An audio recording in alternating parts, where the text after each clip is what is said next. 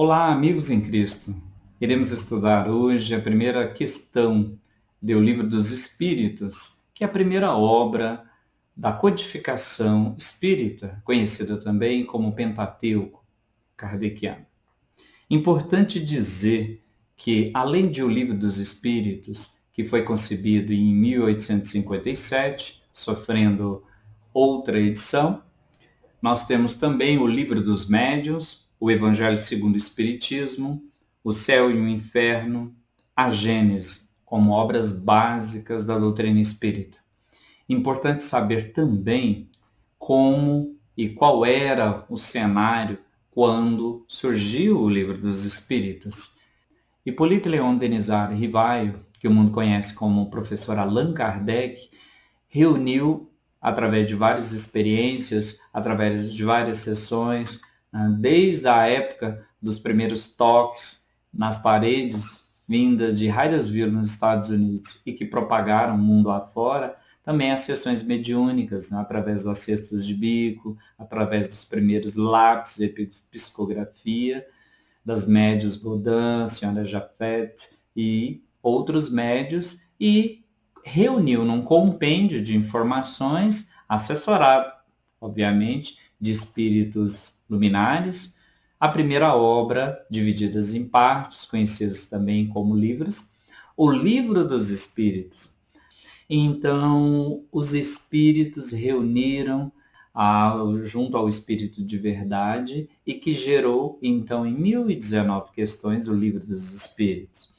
O Livro dos Espíritos, ele inicia-se através da introdução, colocação da programação de Allan Kardec, logo em seguida os prolegômenos, que contém a essência de todos os aspectos da doutrina espírita, como filosofia, ciência e religião, e é dividida a sua parte principal em 4 livros, sendo a primeira parte, o primeiro livro, contendo as causas primárias, a segunda parte, o segundo livro, fala sobre o mundo espiritual, o mundo dos espíritos, a terceira parte, o terceiro livro, as leis morais. A quarta parte, ou quarto livro, as esperanças e consolações. Vindo no primeiro livro, o Livro dos Espíritos, na primeira parte, das causas primárias, nós temos dos 4 capítulos o primeiro, que se chama De Deus. Então, a espiritualidade responde a Kardec uma pergunta que ele colocou de forma muito inteligente, porque tendenciosamente todos nós colocamos na divindade uma forma humanoide, né? Também oriunda ali do ancestralismo, né? Que foi aquela parte onde as sociedades anteriores colocaram em coisas, em deuses poderosos, em mitologias, num Deus punitivo, fruto, decorrência das experiências humanas, e tiveram pela primeira vez colocado ao mundo uma resposta importantíssima que norteia todas as questões da doutrina espírita. Kardec então pergunta: que é Deus? E não quem é o que é Deus? E os espíritos benfeitores respondem: Deus é a inteligência suprema, causa primária de todas as coisas. Nós podemos perceber nessas duas palavras, inteligência e suprema, algo muito importante, não somente para a primeira questão, que é Deus, mas para as outras questões que decorrem dela. Primeiro, que Deus não é humanoide. Segundo, que ele é inteligente, ou seja, algo que possui os seus aspectos de comunicabilidade, algo que, encadeado às criações da sua supremacia, nós vamos ver também no dicionário Aurélio o que quer dizer a palavra suprema pode ser, então, a causa irradiante para todas as coisas consideradas criaturas. Vindo no dicionário, nós podemos perceber que suprema está acima do restante, ou seja, acima de todas as outras instâncias e criaturas, de teor superior, mas superior no sentido de criacionismo, né?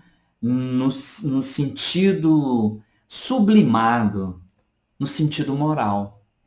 Autoridade suprema, que se refere a Deus, ao que é divino ou religioso, a suprema caridade. Aí a gente entra nas questões mais íntimas daquilo que foi colocado, daquilo que foi permitido à nossa época, junto dos espíritos superiores a nós, para compreender todas essas questões.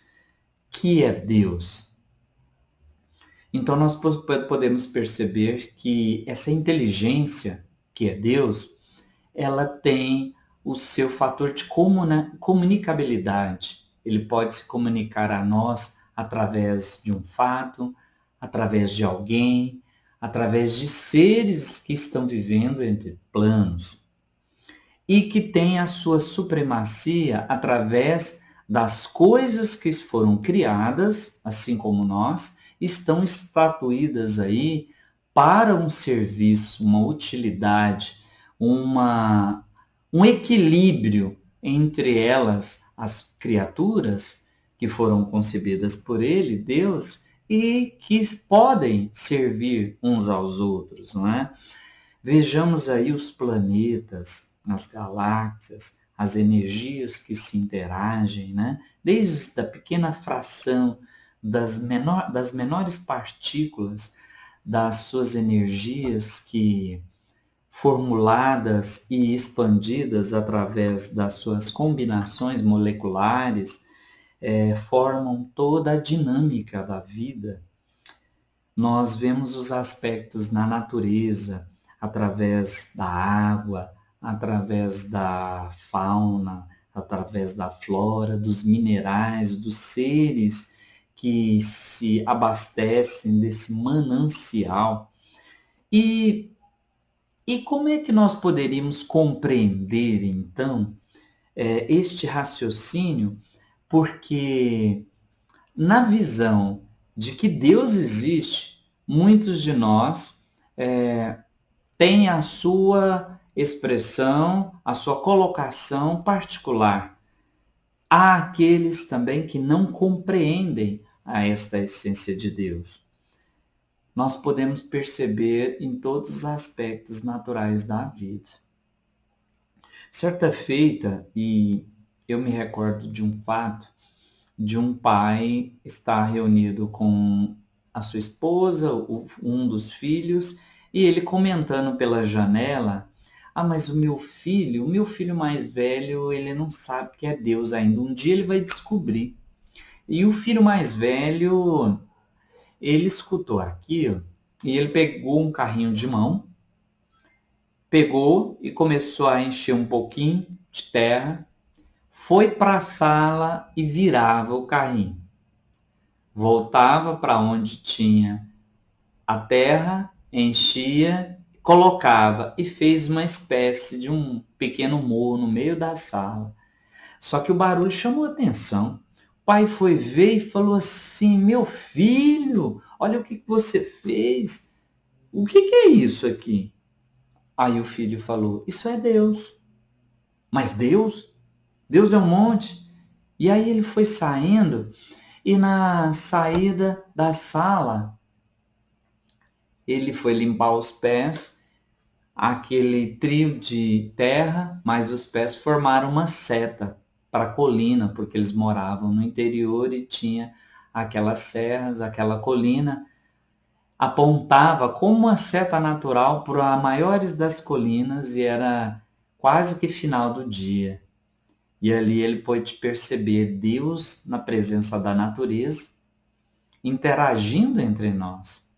Olha só, na mais sublimada criação, porque a partir daquilo que aparentemente não é importante para nós, está ali parado na natureza, está servindo os outros elementos, está interagindo com o solo, com as águas, com os minerais, também com o equilíbrio da temperatura, e está servindo também para um momento de agradecimento das coisas que ele criou e daquele que tem de mais agradável a Deus, que são a aproximação com concordância, com harmonia, com fraternidade entre as criaturas. E aí o filho pediu: pai, me dá um abraço. E aí foi nesse abraço, nessa energia, que ele pôde sentir uma forma no seu interior que é Deus. Toda essa perfeição, harmonia da natureza e do mundo exterior ao homem só pode ser criação de um ser supremamente inteligente e sábio, o qual chamamos de Deus. Olha aí, vemos as galáxias, a flor, o rio, a criança tomando banho, sendo recebida afavelmente pelo pai, pela mãe, os animais, as energias, não é? Nós estamos vivendo um mundo com muita correria, com muita insensibilidade do ser humano, uns para com os outros. Nós perdemos com o tempo, devido a outros interesses, que não são os interesses espirituais, a sensibilidade para o quão bela é a vida. E nessa beleza nós podemos perceber de forma ampla que é Deus. E nós devemos acerenar, pedir proteção, sempre no início de cada trabalho, sempre na interação com cada semelhante, em cada jornada, em cada atividade que nos foi confiado, no exercício junto a cada conhecimento, na troca de experiências para erradicar aquilo que nos emperra junto ao progresso moral, que é o egoísmo, o orgulho, trabalhar as nossas intemperanças, doar mais os nossos talentos, porque afinal de contas, seja pelo esforço individual de cada um, mas todos os elementos que estão aí na sociedade, neste planeta, foram dados de graça por Deus para que nós possamos fazer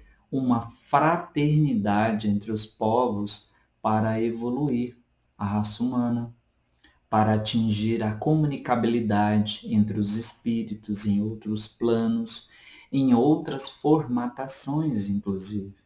Precisamos orar mais, precisamos acerenar mais o nosso conhecimento através das nossas emoções, através da razão, da fé raciocinada, haver mais respeito entre as religiões que mais cedo ou mais tarde estarão equalizadas diante de Deus pela sua vontade, que é onipotente, onisciente, onipresente em todas as coisas. Eu lembro de uma música de Van Lins, um trechinho chamado Novo Tempo, que diz mais ou menos assim: no novo tempo, apesar dos perigos, da força mais bruta, da noite que assusta, estamos na luta para sobreviver, para sobreviver, para sobreviver, para que nossa esperança seja mais que vingança, um caminho que se deixa de herança. Vamos deixar para a herança, para os povos, algo de bom, algo de melhor. Sejamos felizes nesse novo tempo que se inicia cheio de desafios, para que os humanos possam ser mais harmônicos, mais felizes, fraternos e juntos de Deus. muita paz, muita luz.